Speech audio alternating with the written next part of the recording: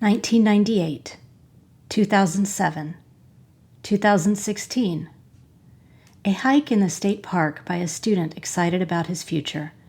A road trip to the border of Mexico, and a young woman who missed her best friend and was looking forward to a long visit. A walk off campus by a 19-year-old who had experienced some bumps in his first few years of college and seemed uncertain of where to turn next.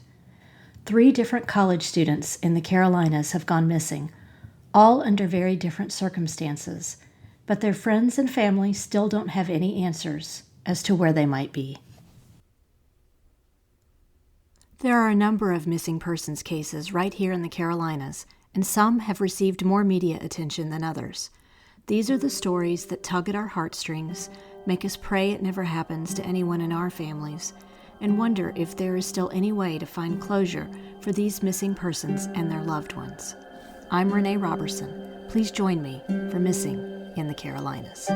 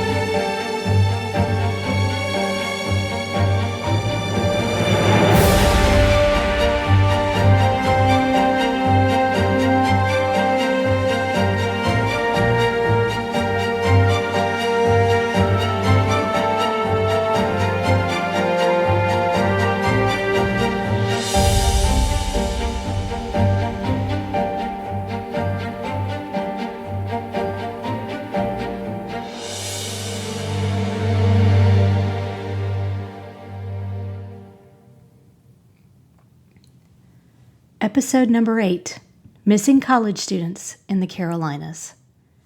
Hello everyone, and welcome to Missing in the Carolinas. Today I wanted to cover the cases of a few different college students who have gone missing in North and South Carolina over the years. The students all disappeared under very different circumstances, but their absences have left a hole in the hearts of their loved ones, nonetheless. The first case I'd like to discuss is the one about Jason Knapp. Jason Knapp was a South Carolina native who graduated from Central York High School, where he played football, wrestled, and ran cross-country. Originally, he wanted to be a pilot in the Air Force, but learning he was colorblind forced him off that path.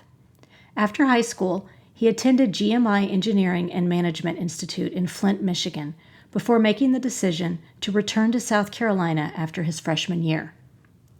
He enrolled at Clemson University and seemed to assimilate to his new environment pretty quickly.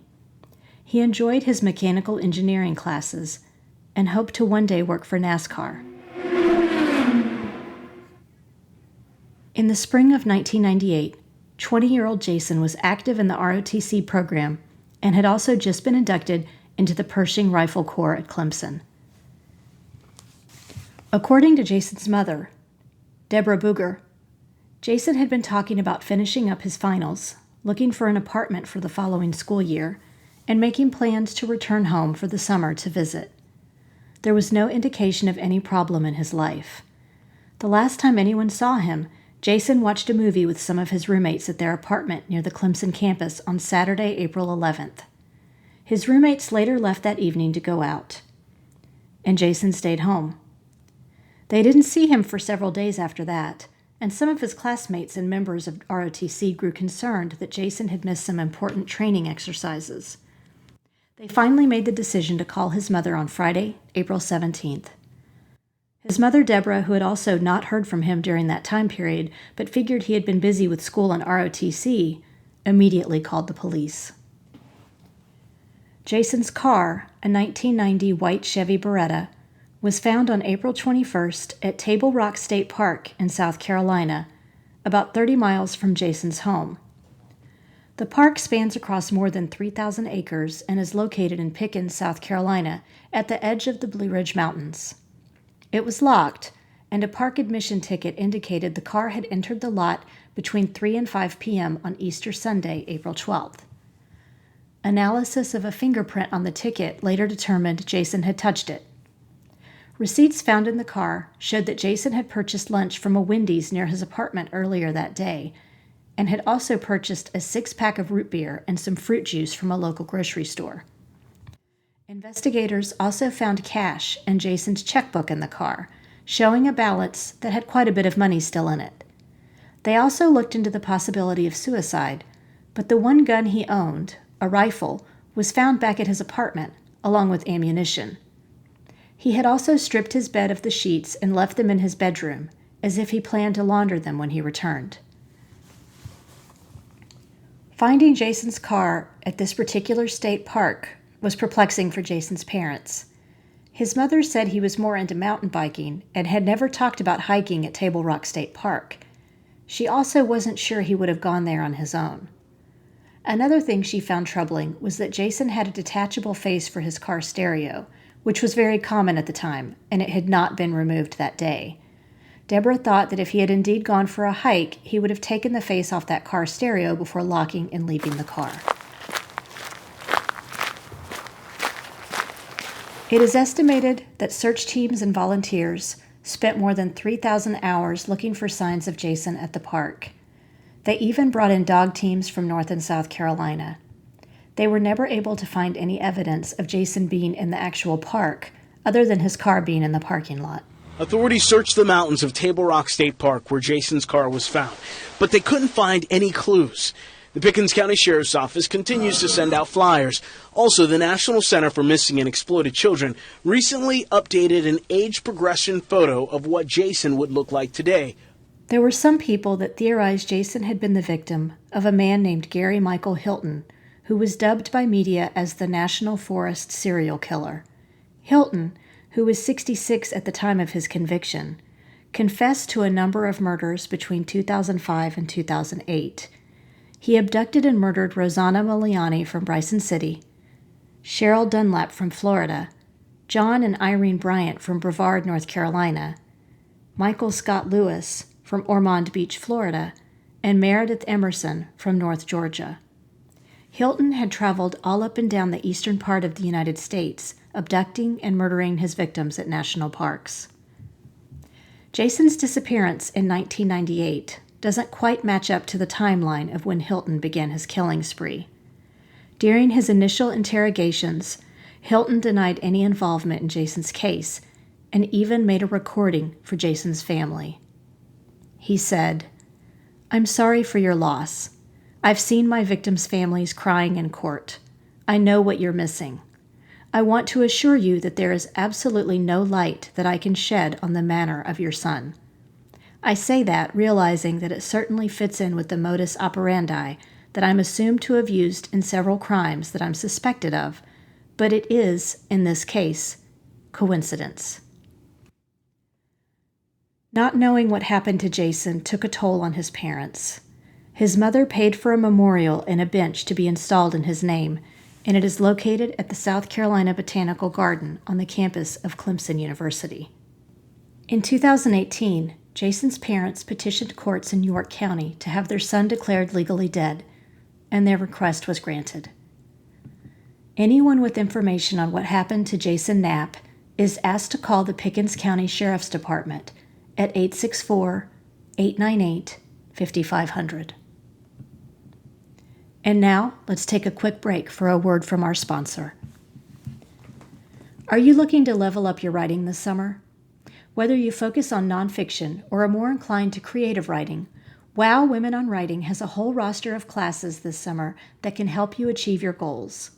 In July, you can register for online classes like Writing the Picture Book, an autofiction workshop on exploring hybrid writing, the Women Writers Book Group, Building Meaning in a Memoir, or writing nonfiction for children or young adults. For those who have a hard time fitting writing into their already busy schedules, there's even a class called No Matter How Busy You Are, You Can Still Find Time to Write. To check out these reasonably priced classes, visit wow-womenonwriting.com and click on the Classes tab. And now, let's get back to our story. This leads us to the case of Virginia Ginni Wood, a student at Appalachian State University in Boone, North Carolina, who went missing in 2007. Ginni was 19 when she went missing. She was on the dean's list at Appalachian State University, majoring in accounting. She was from a small town in North Carolina called Chocowinity, where she had grown up with a friend from high school named Kelly Gaskins. Ginni's mother said Ginni was a shy young woman whose good grades came naturally to her. Making new friends was a little harder, as Ginni was a shy girl. Her first few months away at college had been hard, but she eventually settled in and started finding people she could relate to. She still missed her best friend Kelly, though, and kept in touch with her whenever she could. Kelly and her boyfriend, Irvin Williams, had continued to live in Chocowinity while Ginni attended college, but the couple abruptly left town to go live in Texas right after Christmas in 2006. Ginni made the decision to drive from Appalachian State University to Brownsville, Texas, to visit Kelly and Irvin in March 2007 during her spring break. According to information shared in the Disappeared episode that aired on the Investigation Discovery Channel, Ginni told her mother, Tammy Wood, that Kelly and Irvin had gotten jobs at a motel in Brownsville and were also living there. Brownsville is a town in Texas that borders Matamoros, Mexico, and Ginni was excited about the possibility of crossing the border to do some shopping. Tammy was nervous about her daughter making the long trip alone, but Kelly had encouraged Ginni that it would be a fun reunion. So she packed up her car, a 2003 black Nissan Sentra, and headed off on March 8, 2007. She traveled from North Carolina through the southern states and into Texas. She called her mom to report she had arrived in Texas so her mom wouldn't worry. Her mom then called her the next day, and Ginni told her they were watching a movie so she couldn't talk. Ginni never called her back.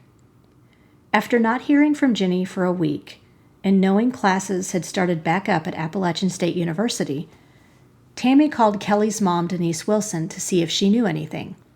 She didn't, so Tammy went to the Beaufort County Sheriff's Department and filed a missing persons report. On March 10th, Ginni's cell phone had pinged off a cell tower near Brownsville, Texas, where she had told her mother she would be staying. Over the next 4 days, it appeared to be pinging off various towers across the border in Mexico. The last time the phone was used was on March 14th, near a cell tower in Monterrey, Mexico. At the same time, Denise wasn't able to reach Kelly during this time either. Her phone appeared to be dead. Neither the police nor Border Patrol in Mexico had any record of Ginni, Kelly, or Irvin either. At the time Ginni went missing, both Kelly and Irvin were wanted by the police back in North Carolina. Kelly was on misdemeanor probation for drug possession in North Carolina and had violated her parole by leaving town with Irvin. Irvin was wanted because he had failed to appear in court on charges of burglary, arson, cocaine and marijuana possession, and assault. Back in 2005, Irvin and his father had been involved in an altercation that resulted in arson at what was assumed to be a local drug dealer's house. Just a few days before a hearing on those crimes, Irvin's father committed suicide, leaving him to face the charges alone. Local authorities believed he headed to Texas in January 2007 in order to escape prosecution and convinced Kelly to go with him. In fact, for years, authorities believed Kelly to be a fugitive and wouldn't take a missing persons report for her. They eventually did so in 2015 and now believe Irvin Williams is possibly involved in the disappearance of both Kelly and Ginni. One thing I found strange was that when Tammy enlisted the help of an attorney in Texas, they couldn't figure out where Irvin and Kelly had been staying. The attorney had the name of an inn they were supposedly working at, but when he visited it, no one who worked there admitted to knowing Irvin and Kelly. They acted like they didn't even know them. Ginni's mom and the attorney also traveled to Cancun on the Yucatan Peninsula on the off chance that the trio had taken up residence there, even though it was a long distance away from Matamoros. After meeting with the authorities and sharing their information, they didn't find any evidence of Ginni, Kelly, or Irvin ever being there. There have also been rumors over the years that Irvin Williams has visited his mother and appeared in a local convenience store back home in Chocowinity, driving a white pickup truck with Texas plates. Investigators have followed up on those leads, never actually laying eyes on this truck in person or on surveillance, and they've also searched Irvin's mother's home and found no evidence of him being there. Because of the seriousness of the charges he faces, they have serious doubts that he would ever take the risk of returning to Chocowinity.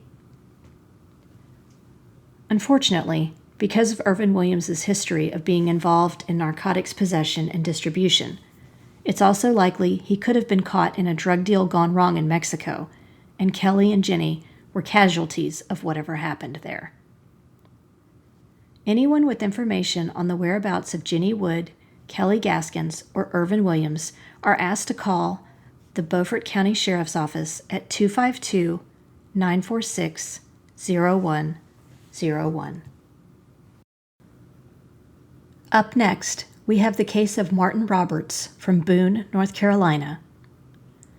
Because this next case is one that has been covered extensively by the local media in North Carolina, as well as a few national shows and podcasts, I'm only going to talk about it here briefly. Martin Roberts vanished from the App State campus in April 2016. His dad and family heartbroken, desperate to know what happened. We still have hope because we don't have a reason not to have hope. This area here is heavily wooded, so we searched all this area here. Boone police are stumped. They've searched the woods near his apartment, area lakes, brought in cadaver dogs.